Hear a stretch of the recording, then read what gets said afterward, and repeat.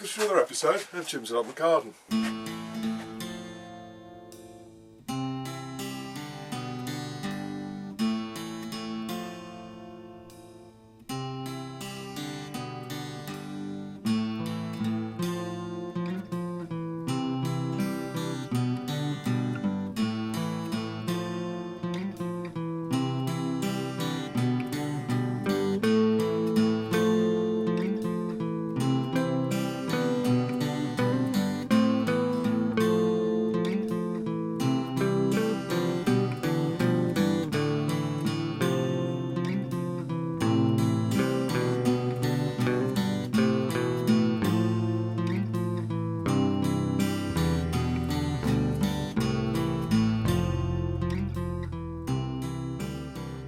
Okay, so just started off with the Calabrese. As you can see, they're all really, now as you can see the yellow is starting to form. That's basically telling me that they're all ready now. Some are larger than others, but they're all pretty much at the same stage. Now, we have eaten some already, but what I'm going to be doing now is, as I explained at the beginning of the year, because these are F1 hybrids, they're all basically the same plant, so they're all sort of basically identical, so they will all, if they're planted at exactly the same time, they're all going to crop at the same time. So if you are wanting to grow something like this and eat it from fresh, you know, so you've got you know, a few sort of maturing every day or so, then what you need to do is either plant in succession or grow a variety which is not an F1 hybrid. Now, it's not a problem for me, because what I'm going to do is basically crop the majority of this and freeze it. Now, all you need to do to store it is obviously cut off the part that you're going to eat, which is effectively the florets, and then basically chop it up, quickly blanch it, and then you can put that straight into the freezer, and then you can sort of bag it up into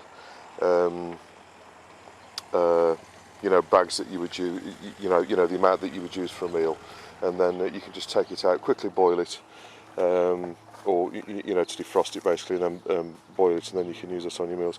The one thing that I will say is with brassicas, if you grow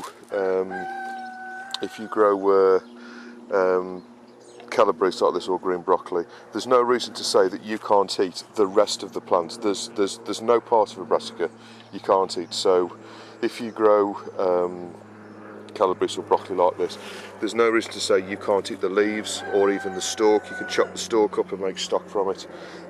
Likewise with the flower sprouts, you know, there's no part of that plant that you can't eat. And this is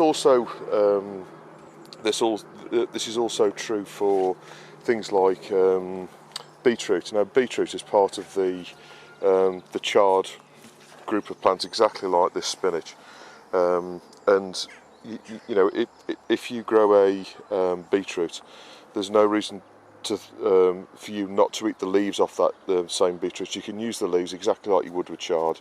Take them off, chop them up, and then you can boil them, or you know, and sort of eat them like that. So there's no part of the vegetable that really needs to go to waste, and I think that's one thing that we do. We don't use all the parts of the vegetable. I mean, a lot of people will grow Calabrese like this. They'll take the heart out of it, like I've done with this, and then they'll basically throw the rest away. There's no reason to say that we can't eat the rest of the plant. So, but obviously, you know, if you've got chickens or anything like that, like I have, you know, I always use the you know, the remaining plant to feed them. But it would be a crying shame for somebody to put the rest of that plant on the compost heap. There's no reason why you can't chop all these leaves up and use them like a kale or a cabbage. Okay, so you can see this is the Calabrese all pricked out now. So we've got I think there's 30 in each. 1, 2, 3, 4, 5, 6, 7, 8, 9, 10. Yeah, 30 in each of those. So that's 30, 60, 90. Around 100, basically, just over 100. So I'll be putting these in the 2 tunnels as soon as they get to kind of 6 or so inches high. So that's the Calabrese quick update.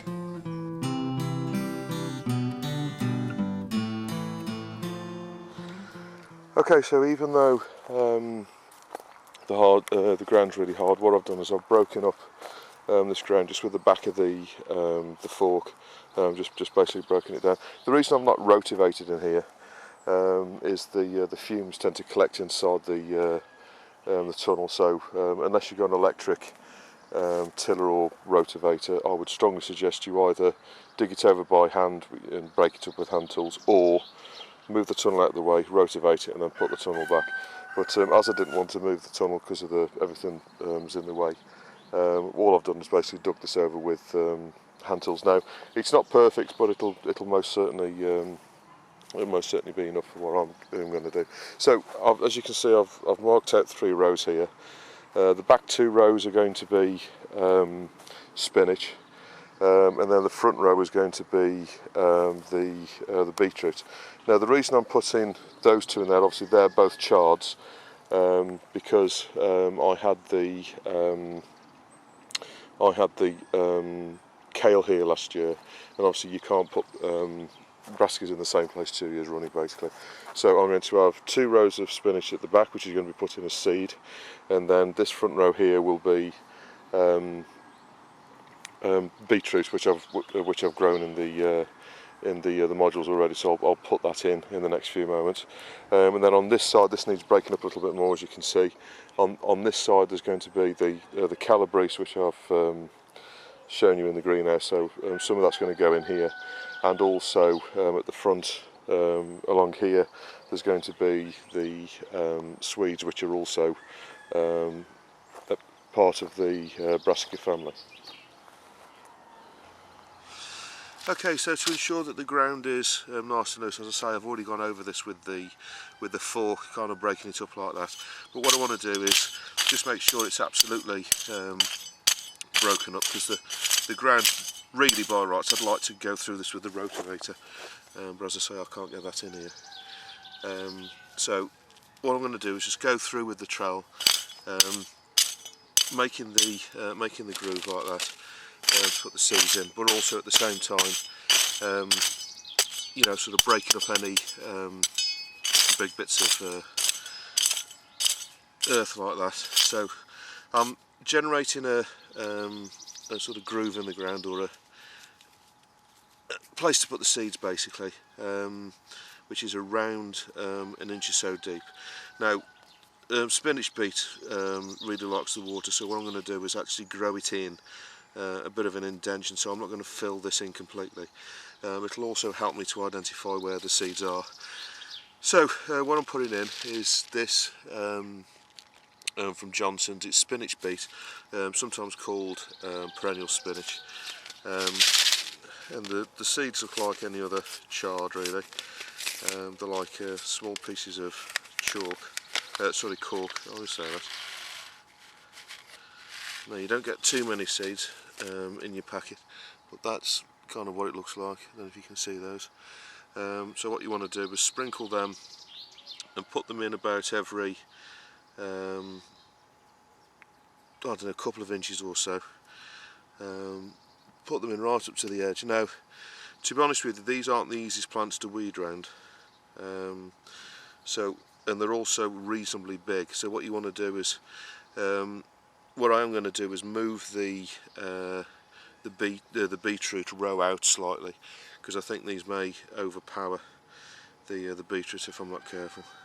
So those are the seeds in, and all I need to do now is basically get some lumps of earth or soil, and then just sprinkle that over. Now you want to cover them with probably about 1/4 of an inch of soil, which is all that's going to do is basically ensure that the seeds are in contact with the ground and also stay moist. Now you'll need to water these on a regular basis, probably every day this type of weather, for at least the next 2 or 3 weeks, which will ensure that they germinate and they get off. Now most certainly with this kind of temperature that we've got at the moment, these are going to germinate really quickly, and I wouldn't be surprised if we start to see these plants coming up in the next week or so. So as soon as you've got all the soil in like that, what I would suggest you do, make sure you've got 1/4 of an inch or so on the top, like that, and then just go along with your hand like this, just patting the soil down. And what that does is it just makes sure that there's the seeds in there are in contact with the soil. Obviously when you water them, that'll wash the soil around the seed anyway, but just to make sure it's worthwhile just going along like that with your hand, just pushing it down, and then they'll get off to a good start, and I'll show you these in a week or so's time as soon as they start to come through.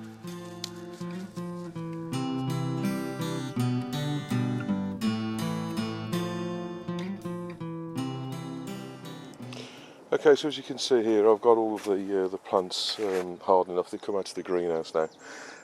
So obviously we've got the basil round there, but what we're going to do now is this one here is the Swedes, so they're ready to go in, and then just at the back there we've got the beetroot.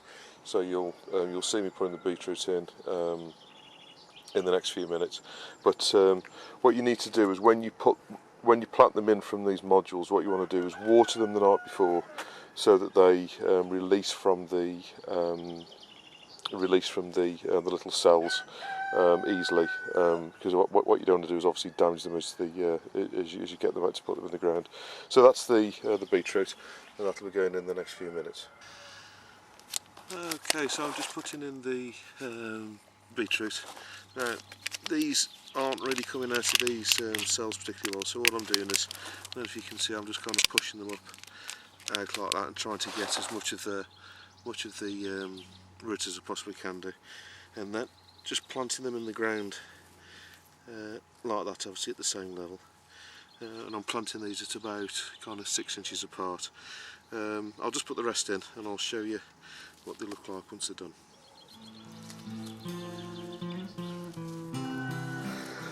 Okay, so that's them all in there. So we've got one row of beetroot at the front, and then 2 rows of the spinach beet at the back, both of which are from the chard family.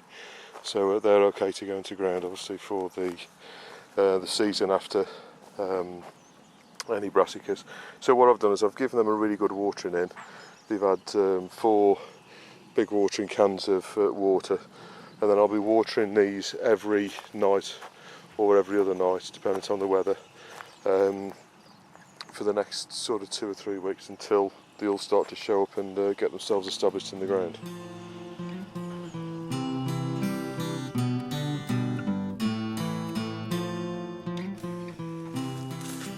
Okay, so in response to a question I got, I'm going to show you how to do some fuchsia cuttings. Now, fuchsia cuttings you can take at any time of the year, really. So if your plants have the fuchsias that you've got, if they've got some shoots on there that are long enough to take, you can take these at any time, really. So don't worry. Obviously the best done in the spring, but what I've done is I've taken some shoots about that big off a fuchsia. I've got a few in here.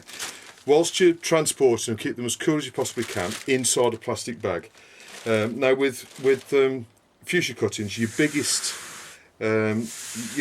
concern really is dehydration, because they will lose water through the leaves really quickly. So what you need to do is get them into some compost as quickly as possible, and then keep them out of the direct sunlight, and in the coolest environment you possibly can do. Obviously you want to keep them sort of reasonably warm, not cold, but you want to keep them you want to minimise the amount of dehydration that they're going to get by losing water, because if you imagine, they've got no roots on them to feed the water into the plant. So what you need to do is keep the water actually inside the plant until they start to develop the roots.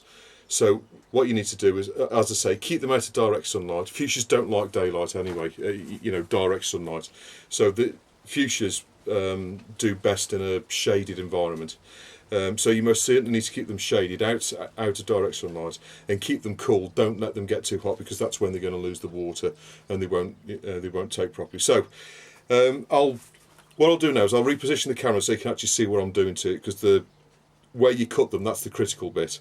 And then I'll show you put them in the pot. But all you need is a small pot. This is just a sort of 3 or 4 inch pot. I've got compost up to the top, and I'll be putting them in there. But the preparation of the cutting, where you cut it and how, that's the important thing. So I'll show you that now in a bit more detail. Okay then, so to take the fuchsia cutting, so this has come straight off a bush, and obviously you can see that the way that the fuchsia's formed is you've got these little nodules here where you get 2 leaves and then you get little branches coming out of those leaves, and that's exactly this, the place where you actually take the cutting. Now onto a piece of glass. I've got a piece of glass under here. You know, you need a hard surface to do this properly. The second thing you need is a sharp blade. Don't use a blunt or dull blade, because what you want to do, you want to cut through cleanly through the cutting. If you use a blunt blade, what it's going to do is it's going to crush the cutting as opposed to actually cut it cleanly, and anything that's crushed is not going to do particularly well. You know, so what you want to do is cut it very cleanly, and then the roots are going to come from this little node in the branch of the fuchsia. So what you want to do is just hold the 2 leaves flat like that, and with a sharp blade, this is like a scalpel. What you want to do is where you've got the leaves coming out there, just below that, about 2 millimeters below that, you want to cut through like that and take it off. And then where you've got these 2 little branches here, what you want to do is cut through there like that, and then through that side there. So what you end up having is you've got like a square cut on the end. I don't know if you can see that, but I've cleanly cut it off there, and then cut it that side and cut it that side, and then that's where the roots are going to come from. Now, coming back to the losing water through evaporation, this has got far too many leaves on it, so this is going to lose a lot of moisture. So what I'm going to do is I'm going to cut that leaf off there, cut this leaf off here, like that. Just take that off a little bit more. There you go. I can leave those little shoots on there because they can grow later. Now if I look at the top here, what I want to do now is I'll probably take off these 2 leaves as well, just leaving those small ones there. So I'll take off that one like that, and then take off this last leaf there. So all I've ended up with now is the growing tip, yeah, and then I've got these 2 little shoots coming out there, so they may well grow later on.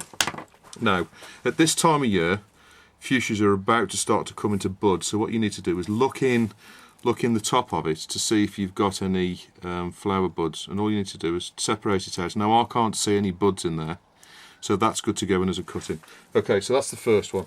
So we'll do a second one. Now this is a slightly different fuchsia. But as you can see, this has got 3 leaves on it. Now this is starting to go a little bit limp, and I only cut this off the plant less than an hour ago. So again, cut it there just below where the leaves are coming out.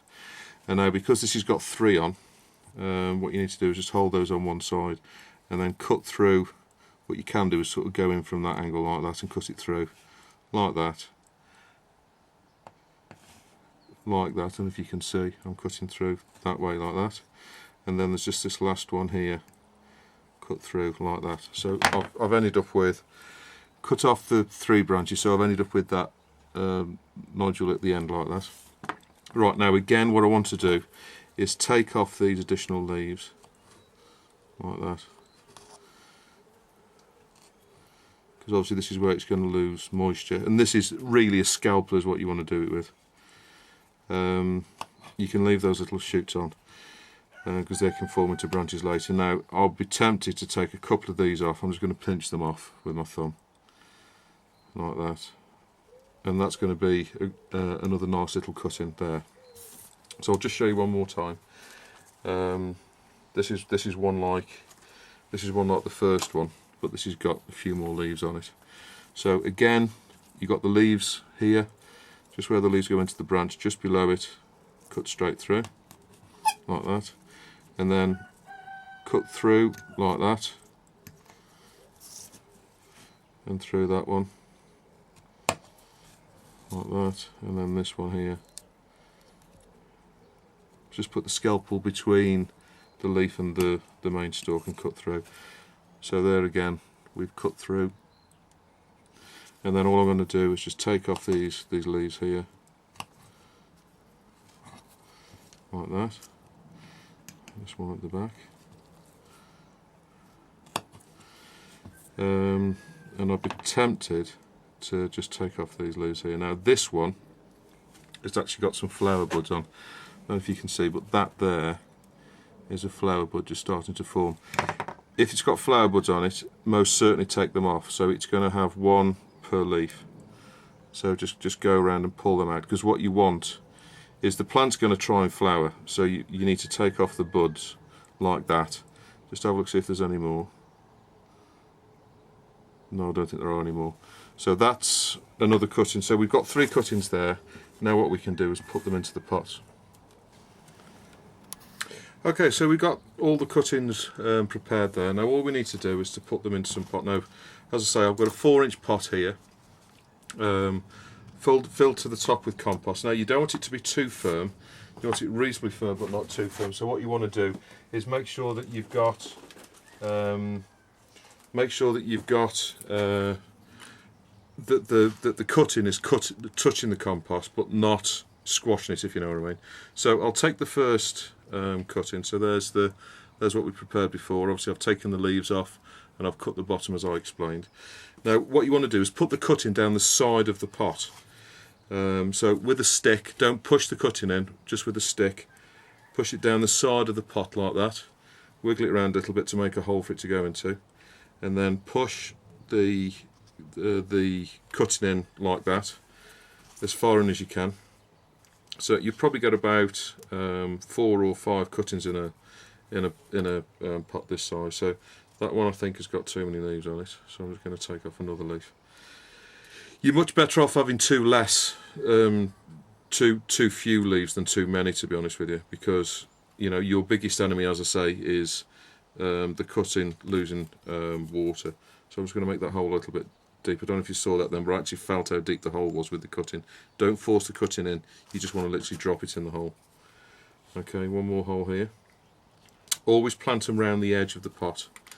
Don't put any in the middle, because they will most certainly root much better round the edge of the pot, and you want to try and get them as deep in as you possibly can do, like that. Okay, let's get 2 more in here.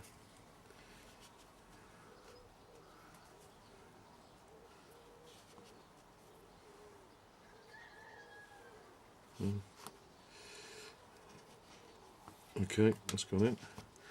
Right, one more. This is the long one that I showed you earlier. So this is going to go right down.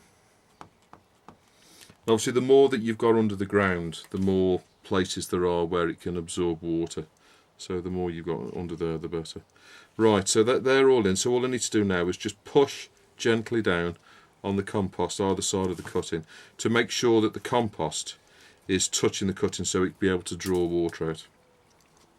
Okay, and then I'll give that a little bit of water, just enough to dampen the compost like that. Now, what I'll do now is put that into a shaded position, as cool as I can possibly get it, and that will, give the cuttings the best possible solution to roots. Now, within about probably about 4 weeks, to be on the safe side, you will get the cutting. Now, at this time of year, they may well root within a week or so, but I would leave them in there for about 4 weeks. As soon as they've rooted, take them out and separate them. Obviously, pot them on, and then you'll end up with a nice little cutting like that. Within, you should be able to get to that within. By the end of this year, most certainly. And then if you grow them on in the greenhouse, then you'll be able to plant them out next year, and that'll make a nice bush. There is another way of doing this. What you can do is, in exactly the same way, prepare the cutting like I've shown you here. So prepare your cuttings like that, and then get a jam jar, fill it with water, and put some silver foil over the top. Make some holes with a stick or a blade or something in there, and then just drop the cutting through so that the bottom of all of that there is covered with water. And then what that will do is you will then be able to see through the water, the roots forming at the bottom, and then as soon as you see the roots started to form, you can then take it out of the water, put it in some compost and grow it on that way. That is another way of doing it. I've always found that putting it in compost is the most successful way of doing it. But as I say, you can take them by just submerging them in water, and then you'll get the sort of the roots forming at the bottom there. Then you can take it out of the water. One thing you do need to note is if you have got them in water, you need to change the water reasonably regularly. So I'd say at least once a week. What you need to do is take them out, empty the water, clean the jar, put some fresh water in. Always use tap water, obviously, and then put them back into the water. Then they will sooner or later root from the bottom. As soon as you start to see the roots forming at the bottom, you can then take them out and put them into a pot. So just to show you again, I've got another 5 cuttings there, so I'm just going to very quickly show you. All you need to do is put your stick in to the compost, wiggle it around a little bit, make yourself a hole, and then put the cutting into the hole like that. One more here.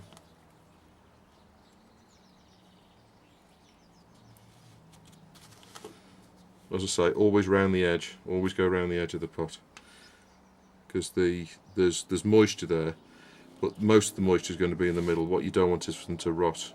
So you don't want them sitting in water. So you need to keep the compost moist but not sort of wringing wet. So you really only need to just give them a little bit of water, and that will probably do them for the first few days. So every few days just make sure that the compost is damp. Drop the last one in like that, and then again just go around making sure that the compost is touching the cutting. A little bit of water, not much, like that, just to start them off. Make sure that the water goes all the way through, obviously. So just a little bit more.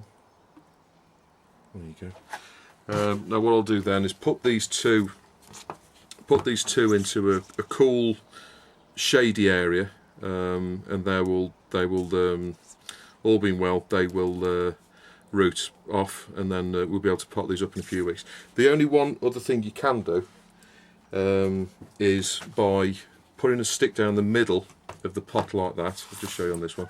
Putting a stick down the middle of the pot, just get yourself a little plastic bag, and then place the plastic bag over the pot like that. Now the stick's there just to stop the plastic from touching the pot, but if you put it in a bag like that, again, it's humidity. You're keeping the humidity inside there. So just by putting a little bag over there will improve the humidity in there and will prevent them from drying out. But to be honest with you, I find that most certainly this time of year, you're much better off just leaving them like that on a shady windowsill. Just make sure just make sure you keep them moist, and they'll happily root away at this time of year. So, I hope this episode was of some use to you. Please don't hesitate to put any comments or questions you've got below, and I'll always get back to you. And I'll see you on the next episode with Jim's Garden.